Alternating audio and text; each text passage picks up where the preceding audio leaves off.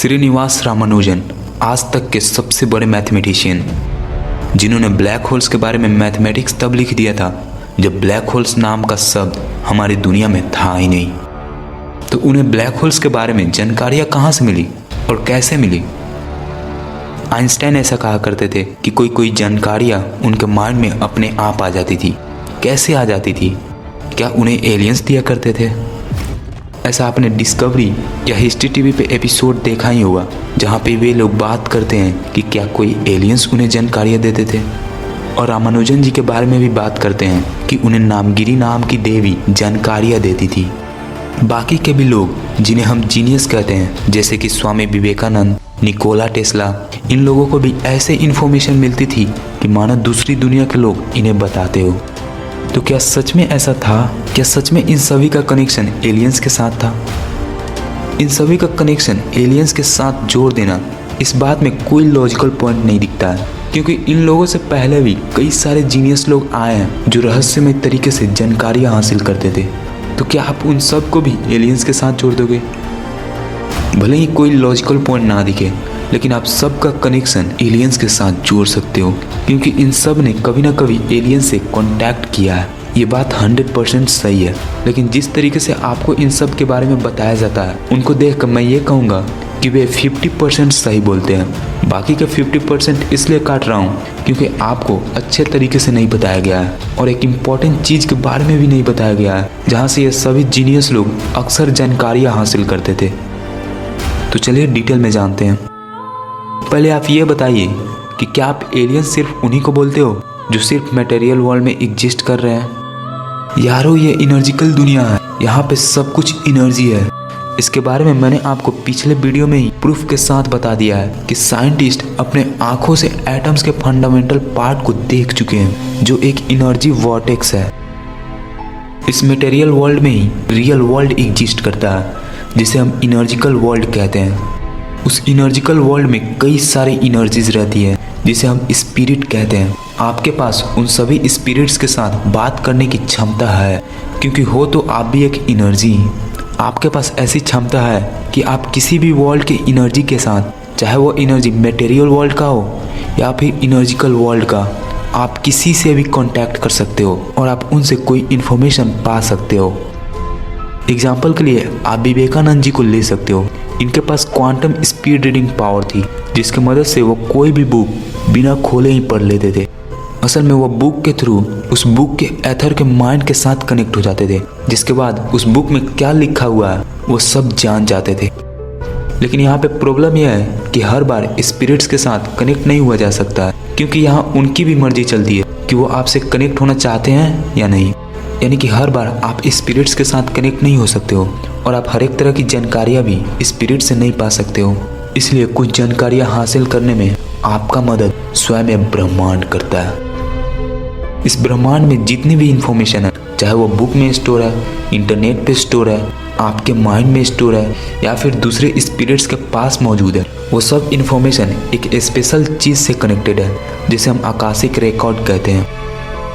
Akashic record इस ब्रह्मांड में मौजूद एक ऐसा लाइब्रेरी है जहाँ पे इस ब्रह्मांड की सारी इन्फॉर्मेशन मौजूद है। आपकी भी सारी इन्फॉर्मेशन वहाँ पे मौजूद है। आपका पास्ट कैसा था, आपका फ्यूचर कैसा होगा, ये सभी इन्फॉर्मेशन आकाशिक रिकॉर्ड में रिकॉर्डेड है। आकाशिक रिकॉर्ड कोई फिजिकल लाइब्रेरी नहीं है, ये दूसरी डायमेंशन में एग्जिस्ट कर रही एक ऐसा लाइब्रेरी है जहाँ पे कोई भी कभी भी एक्सेस कर सकता है और किसी भी तरह का इन्फॉर्मेशन पा सकता है। इन सभी बातों से मेरा मतलब यही है कि आकाशिक रिकॉर्ड इस ब्रह्मांड में मौजूद सभी तरह की नॉलेजेस का कोर है। भविष्यवाणियाँ करने की शक्ति बहुत किसी ने हासिल किया है, लेकिन क्या आप जानते हो, भविष्यवाणियाँ करने की शक्ति तब तक कोई हासिल नहीं कर सकता है जब तक आकाशिक रिकॉर्ड जैसा कोई चीज़ ना हो। आकाशिक रिकॉर्ड में सभी लोगों के भविष्य के बारे में इंफॉर्मेशन होता है। लोग इसी चीज़ में एक्सेस करके भविष्यवाणियाँ करते हैं। इसका मतलब यही है कि आकाशिक रिकॉर्ड सच में एग्जिस्ट करता है। Srinivasa Ramanujan, Einstein, Nikola Tesla और स्वामी विवेकानंद जैसे जीनियस लोग आकाशिक रिकॉर्ड को एक्सेस करते थे। कोई सपने के थ्रू आकाशिक रिकॉर्ड से कनेक्ट हो जाते थे, तो कोई कॉन्शियस रहकर यानी कि अपने मर्जी से जब चाहे तब कनेक्ट हो जाते थे। साथ में इन्होंने कभी न कभी स्पिरिट्स के थ्रू भी जानकारियाँ हासिल की है। ऐसा किसी ने जाने अनजाने में किया है तो किसी ने कॉन्शियस रह कर भी किया है। चलिए अब अपनी बात करते हैं कि आप कैसे आकाशिक रिकॉर्ड को एक्सेस कर सकते हो।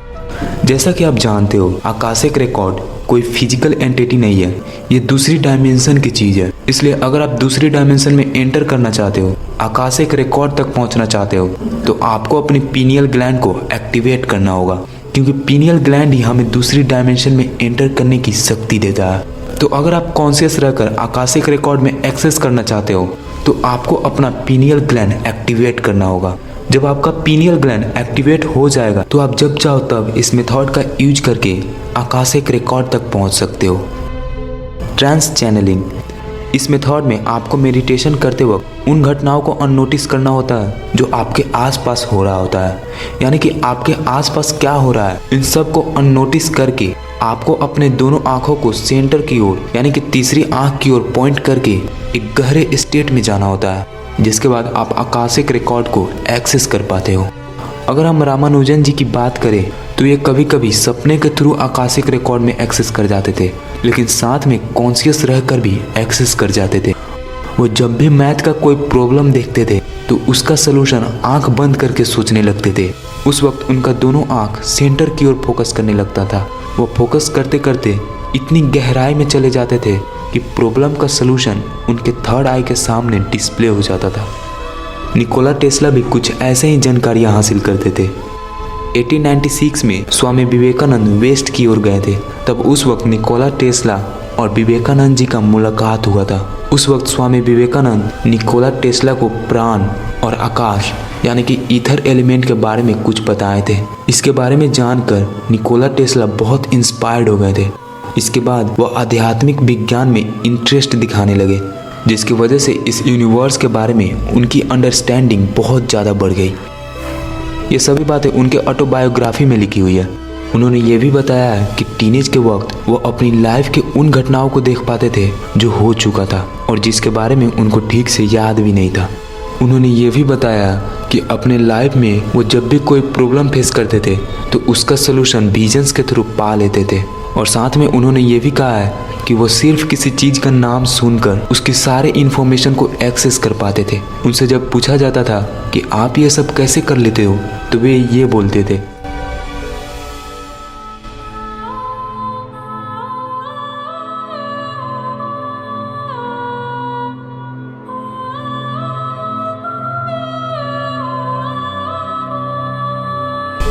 यहाँ पे वो जिस कोड के बारे में बात कर रहे हैं उसे अगर हम आध्यात्मिक विज्ञान की मदद से समझें तो वो और कुछ नहीं बल्कि आकाशिक रिकॉर्ड है।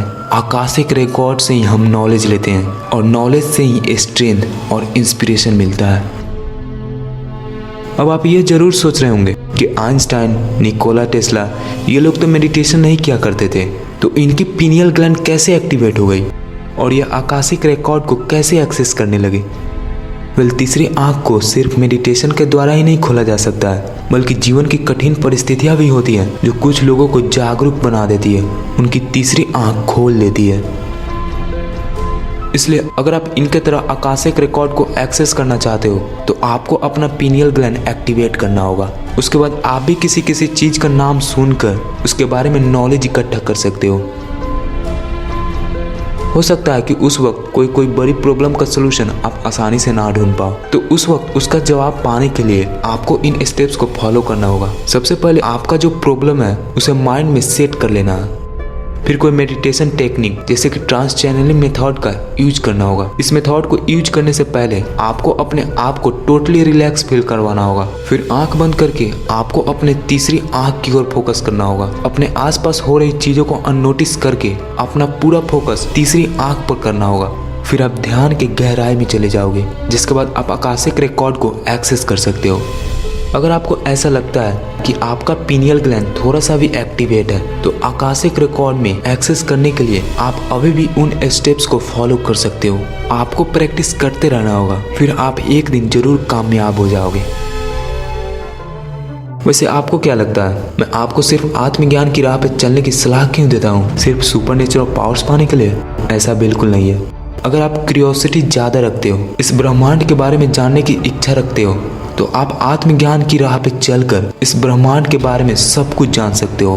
पूरे ब्रह्मांड को जानने का रास्ता आपके अंदर छिपा हुआ है। इसलिए तो ऐसा कहा जाता है कि अगर आप भगवान को ढूंढोगे तो वे आपको नहीं मिलेंगे, लेकिन अगर आप अपने आप को ढूंढते हो, अपने आप को डिस्कवर करने लगते हो, तो आपको भगवान मिल जाते हैं। आत्मज्ञान का रास्ता एक ऐसा रास्ता होता है जिस पर चलकर आप जो चीज चाहो वो पा सकते हो। चालाक और बुद्धिमान बनना चाहते हो, इस राह पे चलकर बन जाओगे। अपने माइंड को कई गुना शार्प करना चाहते हो, आप ये भी कर पाओगे। इस राह पे चलकर आप भगवान भी बन जाओगे, यानी कि यूनिवर्सल कॉन्शियसनेस में घुल जाओगे। निकोला टेस्ला, आइंस्टाइन, रामानुजन, ये सब लोग स्पिरिचुअली डेवलप थे। इन लोगों ने जिंदगी में इतनी परेशानियां झेली थी और किसी पार्टिकुलर फील्ड में ये लोग इतना ज़्यादा एक्सपर्ट बनने की कोशिश करते थे कि उन्हें ये सब कुछ स्पिरिचुअली डेवलप कर दिया। इससे आप ये बात तो नोटिस कर ही सकते हो कि कोई भी जीनियस नहीं बन सकता है जब तक वो स्पिरिचुअली डेवलप ना हो जाए। अगर आप किसी पार्टिकुलर फील्ड में जीनियस बनना चाहते हो तब तो आप बन ही जाओगे, लेकिन क्या आप जानते हो आप हर एक फील्ड में जीनियस बनना डिजर्व करते हो, क्योंकि आप में ये काबिलियत है। आप लेजेंड बनना डिजर्व करते हो, और ऐसा आप तभी कर पाओगे जब आप आत्मज्ञान की राह पे चलोगे। एक इम्पॉर्टेंट बात है जो आपको बताना चाहता हूँ, मेरे चैनल का कम्युनिटी टैब खुल चुका है, तो इससे पहले देर हो जाए हमें इससे फ़ायदा लेना स्टार्ट कर देनी चाहिए। फ़ायदा लेने के लिए आपको यहाँ पे डेली किसी पार्टिकुलर टाइम पे विजिट करना होगा। यहाँ पे मैं ऐसे पोस्ट शेयर करूँगा जो आपके सोच को बदल देगी, आपको जागरूक बना देगी। आप यहाँ पे डेली विजिट करते रहना, ठीक है ना। दावे के साथ बोल रहा हूँ, उन पोस्ट से आप पहले से भी ज़्यादा स्ट्रॉन्ग बन जाओगे।